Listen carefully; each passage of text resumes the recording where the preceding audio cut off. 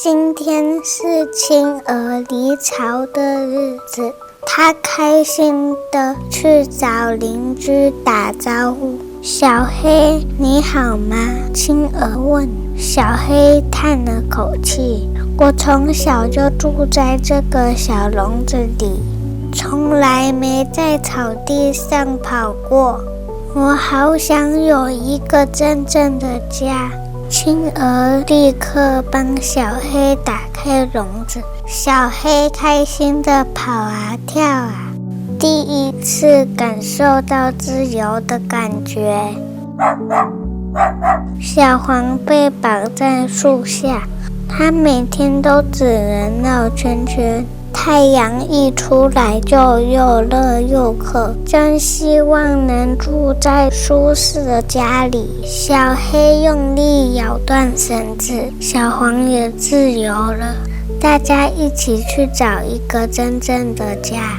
走着走着，他们来到一间可爱的小屋，屋顶是橘红色的。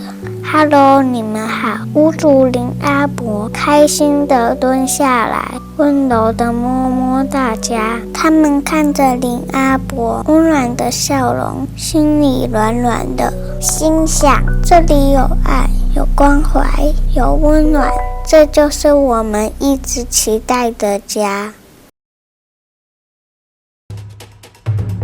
小小空间里挤满了一屋子的猫咪，数一数，数量相当惊人。跟地下室的空间养了74只狗，还有6只猫，造成环境脏乱。棍棒殴打哈士奇，痛得发出惨叫。虐狗案件就发生在无心照顾家中的动物，造成动物活活被饿死，或是呢狗狗长时间的被绑在门外，大量猫狗被关在笼子里，私人狗园又遭到民众检举，甚至还把农药直接淋在狗狗身上。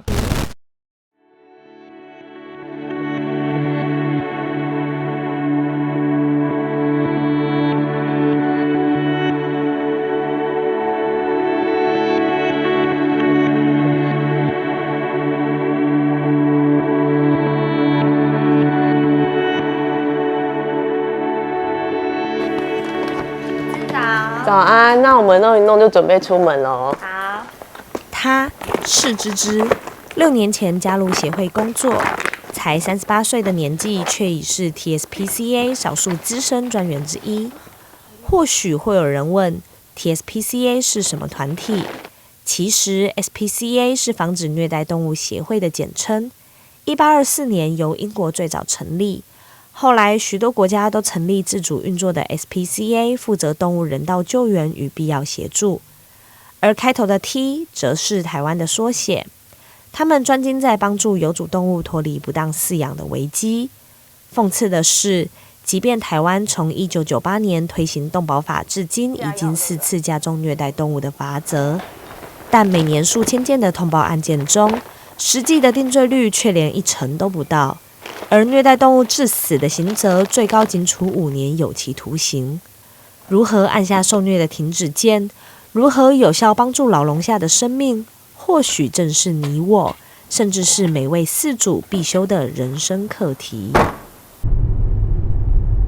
我们今天主要是去家访，那因为我们有协会会收到一些民众通报的案件嘛，那主要都会是以他可能养的不是很好的状态下，然后民众会觉得说有一点饲养疑虑。那在台湾有蛮多是属于看门犬的，那这些看门犬对饲主来说，它并不会有陪伴的时间，或是甚至有外出散步的时间。那对于有些狗狗来说，它就会产生一些行为上的问题，它可能会吠叫。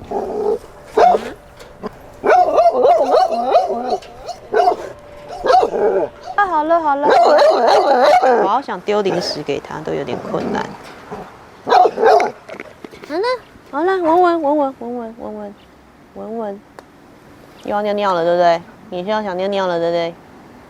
关笼的话，其实它就长期它的领域性就是在那个小圈圈里面，生活压力会蛮大的，所以我们也遇过蛮多那种关笼狗狗。我们去到现场，我们只是想帮它换个水，手稍微一靠近，它就会想要咬人了。那这一类的案件的话，很多饲主就会说它会咬人，所以不能放出来。样花姐，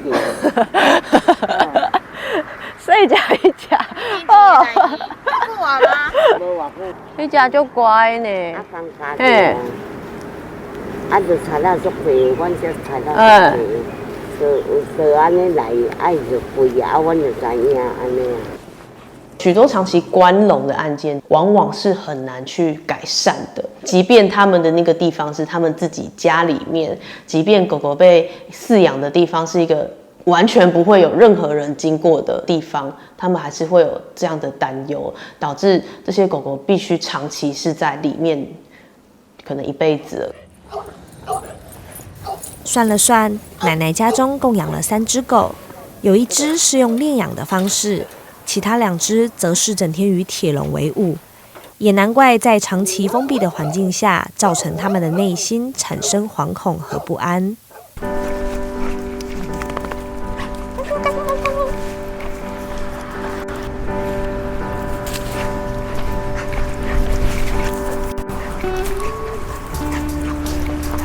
其实蛮多人觉得遛狗是一个运动，所以一旦他觉得说，他的饲养范围其实够他运动的，这样就算好了。但其实遛狗就是有嗅闻啊，让他们去闻一下不同外界的刺激，而且他们都会觉得说，遛狗我一次出去就要半个小时、1个小时，要让狗它的体力全部抒发完、放电完之后我再回来。但其实不是，遛狗是一个频率问题，就是你每天可能一天2到3次，然后10到15分钟，其实对狗狗来说就已经是足够的。在适度的陪伴下，原本焦虑的狗狗马上有了立即性的回馈。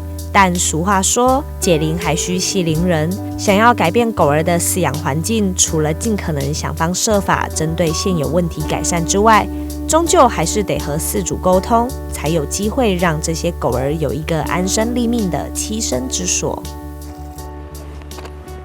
好，我们至少先帮他们换一盆干净的水，然后因为他们的饲养空间必须要跟他们家人沟通，所以我们今天先做这件事情，然后我们去拿他女儿的电话。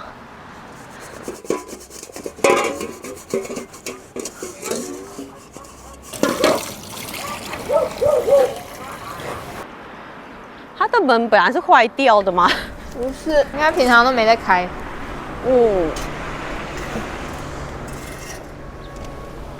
真的。哎，你看那小可爱。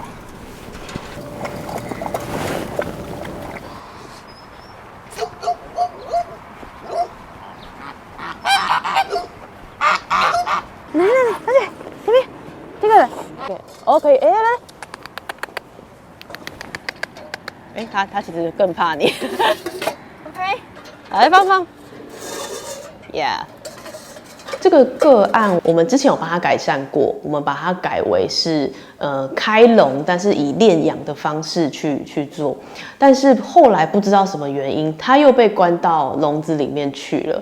但我们没有遇到把他关回去的人，所以大概可以猜测是有可能饲主会觉得关笼是最方便的饲养方式，它的排泄就是在下面，然后只要倒食物跟水就好了。所以我们必须真的要长期过去，然后一直劝导他，才有办法有机会去改善这件事情。安尼，阮甲你查某囝联络。哦。好。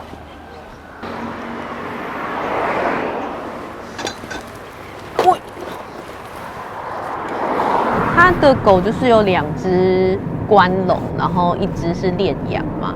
那关笼就是我们收到案件中最常遇到的状况，就是那个笼子，你们有发现它的那个下面的铁条超宽的，所以那个狗的脚掌基本上都是这样子打开的。那这样打开对他们长期来说就会有指尖炎，所以如果你们刚才有看到它的那个指头跟指头之间都会肿起来，所以我们刚才有塞了一块木板，就是让它至少有一个平稳的地方是可以踩的。那因为它原本的狗笼的门就是用铁丝全部都绑起来嘛，所以它的食物或是它的水就是直接倒进去，所以它的水碗没有刷过的话，就会长青苔啊，或是里面就是变我们会说海带汤这样。访查完第一个个案之后，我们又马不停蹄前往下一个通报点。根据报案人描述，在一望无际的河堤边，正有1只狗儿迫切的需要人道救援。他说可以开下去，有地方停。蓝色的那个。对啊，没有人呢。问一下，我觉得我今天肺部里面应该蛮多这种，你好，你好，大哥，不好意思打扰一下，我们之前在那边有看到一只狗狗，你有知道吗？我们之前在那边有看到一只狗狗。狗狗？对啊。你有看过吗？它就绑在那个怪手旁边而已。你不知道那边有养狗狗？你有认识这个主人吗？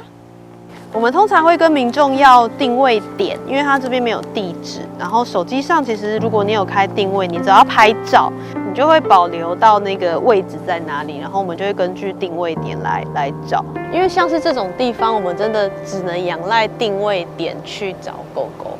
那如果可以的话，希望它可以帮我们多拍一边周边的环境。对，然后通报人还可以多做的是，万一有看到狗狗它是生病受伤很严重的，然后觉得有些健康上疑虑的话，你在现场其实是可以打1959，就是由政府的单位来。那政府的单位它不仅是有救援，它也可以去要求这个饲主负一点责任在。几经奔波之下，最终还是没办法找到案源。但对芝芝和娟妮来说，只要是需要协助的案件，他们还是会想尽各种办法，哪怕只能留下一张纸条。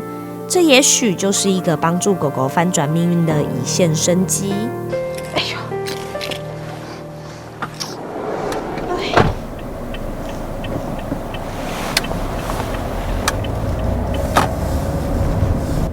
我们在多年之前，其实全台只有3个调查员。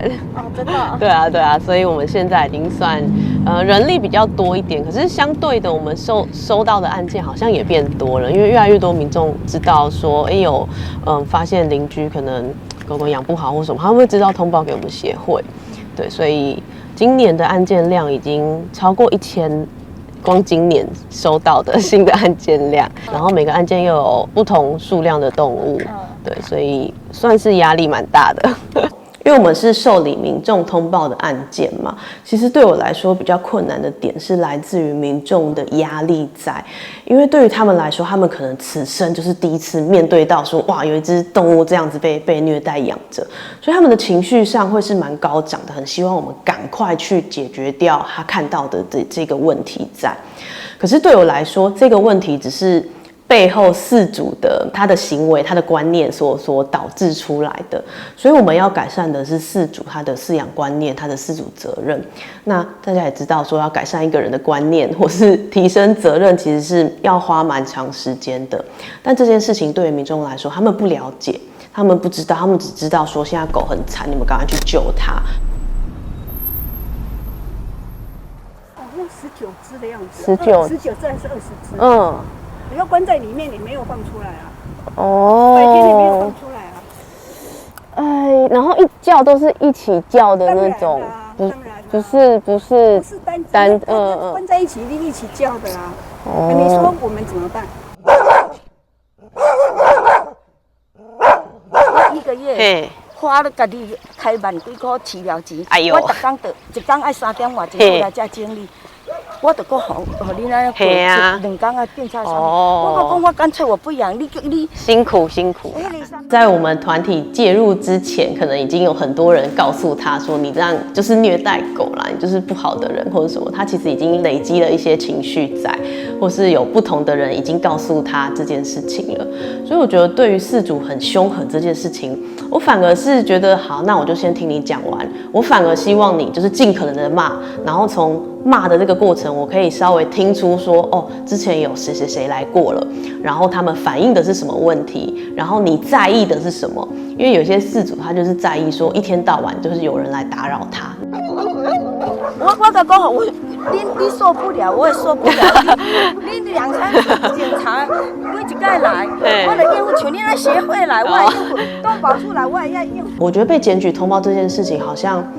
他会把人家在讲噪音问题，他会把事情联想成说你就是在说我照顾狗照顾得不好，所所以我们调查员常常就是现场要先听他，就是先讲完一轮之后，我们才有机会去讲下一步说好，那不然我们试试看怎么样的。因为这些通报人其实都是喜欢动物的人，所以他们才会知道说动物不好，他想要帮忙。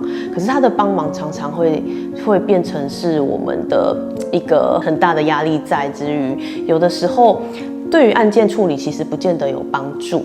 他可能同时找了不同的团体，然后就有一个人把狗带走了，但我也不知道狗去哪里了。那其实我觉得民众应该是可以跟我们站在同一边，我们可以用不同的方法去，例如说你发现的是邻居的狗狗可能被不当饲养了，但你也可以去多多关心邻居，说你们家狗狗好像平常下雨天还在外面，那还是如果我有看到，我可以把它牵进来嘛？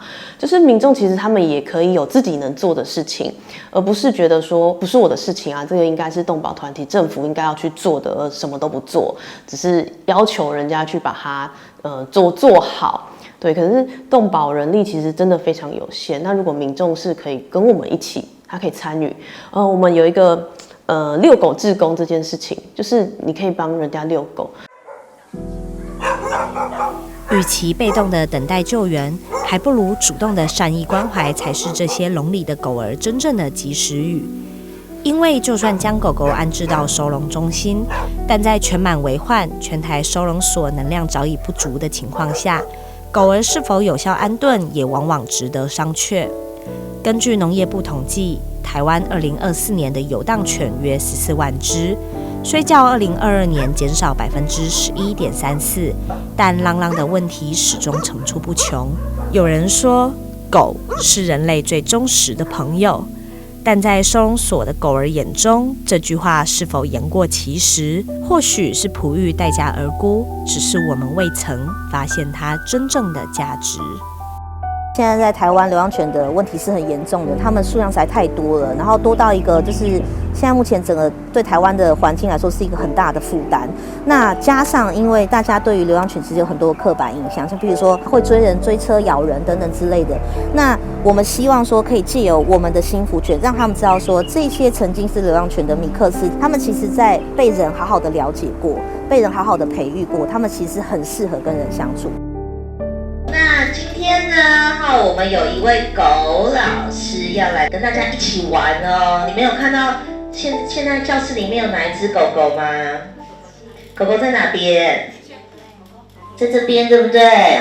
今天这一位狗老师呢，长毛的黑色的狗狗，它叫做戚风，戚风蛋糕的戚风。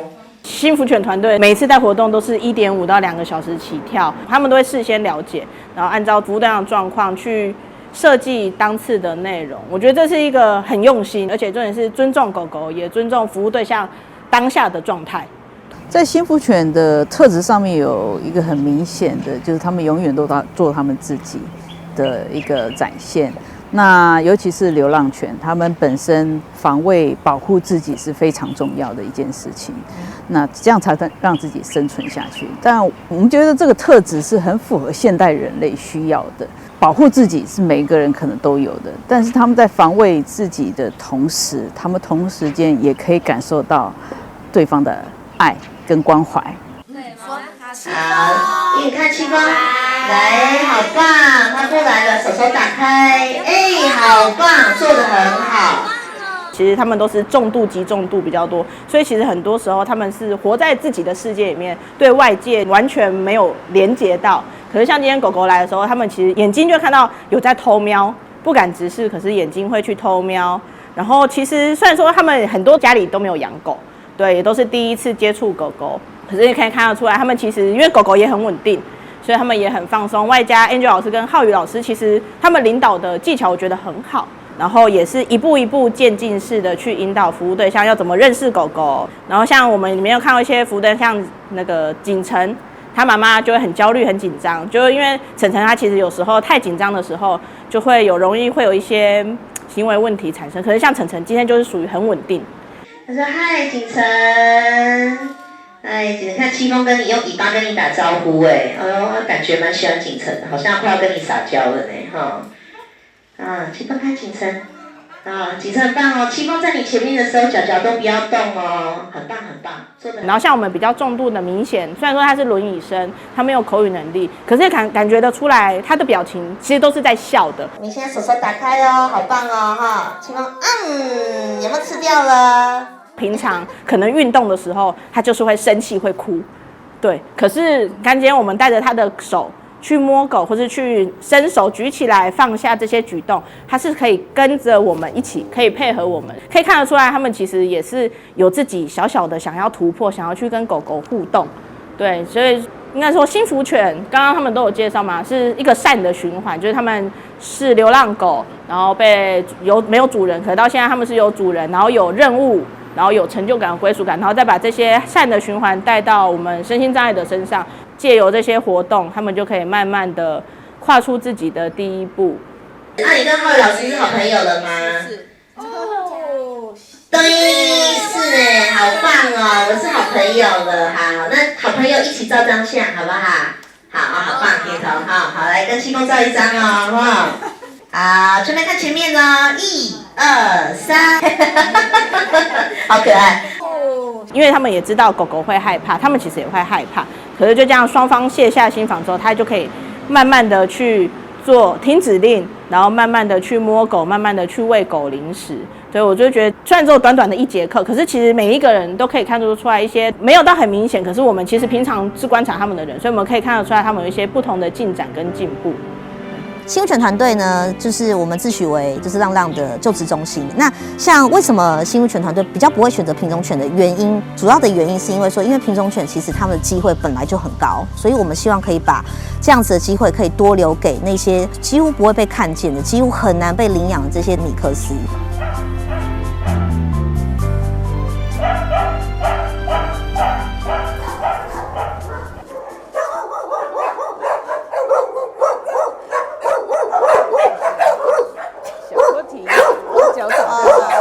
一开始我们会用来回大概走个几趟的方式，然后很快速的看每一笼的狗狗群体的反应。然后他们看到陌生人的时候，他们可能会很多只都会往前来靠近人，然后那时候就会看他们的吠叫的状况，那再看他们的身体的语言。那其中有一只虎斑的，它的声音就几乎没有听到它的声音，甚至停下来用手去靠近它的时候，它还是蛮好奇的，想要靠近人，也代表它对于人的这种亲近的感觉是很自然的。好棒！好，你这有什么好叫的？你想要出去是不是？要哈？要不要？握手，握手啊！你有生过对不对？生过。虎斑那只狗狗啊，它在笼子里面看起来蛮稳定、蛮安定的，但它一旦上牵绳，它要出来的时候，其实整个就很兴奋，对，很活泼，很喜欢，很容易，很喜欢这边闻那边闻，好奇心很强，然后也很喜欢跟人互动，但是它对环境好奇心感觉更强。但是后来我们主要知道为什么，因为它106年就在动物之家里面，那待的时间其实已经有8、9年左右了，所以它一定是对外面的事物很好奇。哟，它叫来喜。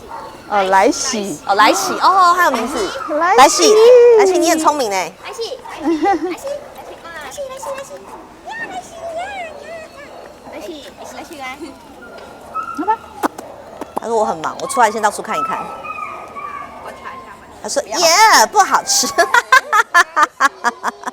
我们在挑选狗的时候，在评估的这个阶段是不会去一定要选择很完美的狗狗，一定要觉得它要很稳定、很友善。狗狗就跟人一样，每一位有每一位的个性，每一位有每一位他自己喜欢跟不喜欢的事情，所以不是说这样子的狗狗才叫讨人喜欢的狗狗。其实有各式各样不同类型的个性的狗狗，它们都很适合跟人相处。所以一开始像七峰那时候，他是在高雄寿山动物之家，他在里面待了将近2年，都没有人看到他。那我相信大家应该会觉得很不可思议，在跟他相处之后，就会发现，天哪，他这么棒，这么稳定。这么乖，然后又这么亲人，这么喜欢跟人相处，怎么会没有人想要领养它？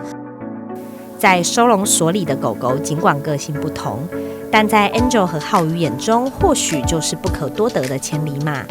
因为只要假以时日，他们也能点亮生命中的微光，成为许多需要帮助的人日常最好的陪伴。被我们筛选，然后挑选出来之后，他们会收养到我们团队当中，所以他们不是任何一个人的狗狗，他们会进入到我们团队，再就职成为正式的狗老师，去帮助各式各样不同的人，他会去发挥他的所长，这样子。所以我们其实会培育评估员，那个评估里面他们会去筛选出来，像在中途之家跟动物之家里面当中，有机会成为幸福犬的，叫做种子幸福犬。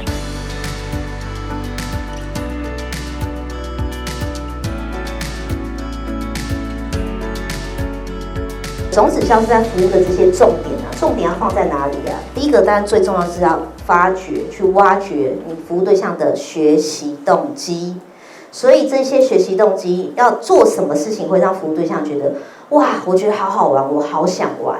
等一下呢，这个游戏叫做爱的重量哈，我们幸福犬狗老师会化身成为按摩师，他会好好的帮你按摩一下哈。预备，我们幸福犬气泡上去了。Go！ 哎呦，主任很累哦，他现在是整只狗在你身上哦。好，一个去，然后也跟那个戚风。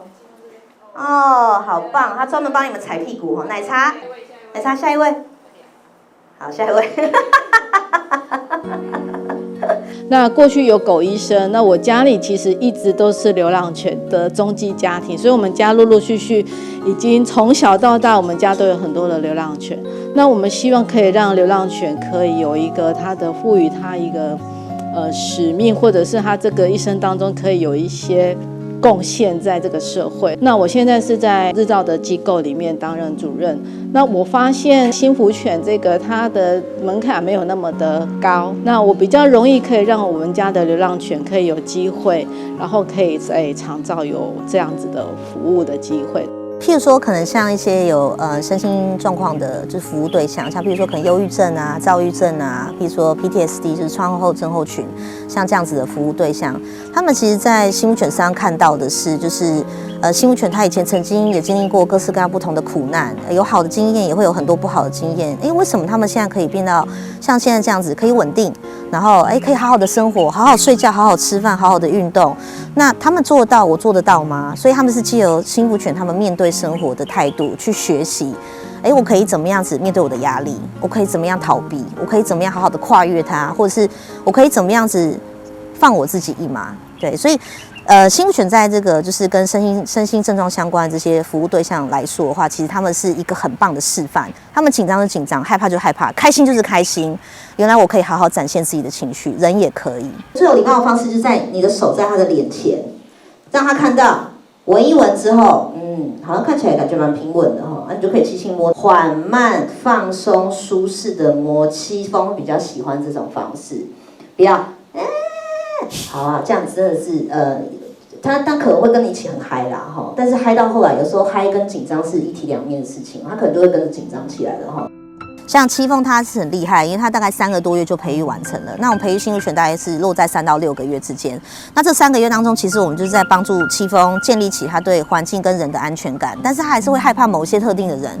那不是说我们就让他你要成为幸福犬，你就是什么都不要怕，这样其实是一件很奇怪的事情。所以在幸福犬这边培育的最大的重点就在于说，我们要怎么样子发挥它的优点，发挥它的特长，然后怎么样子懂得在危险的时候离开，懂得在安全的时候靠近人或靠近这个环境，这个才是很棒，这个才叫完美的狗狗。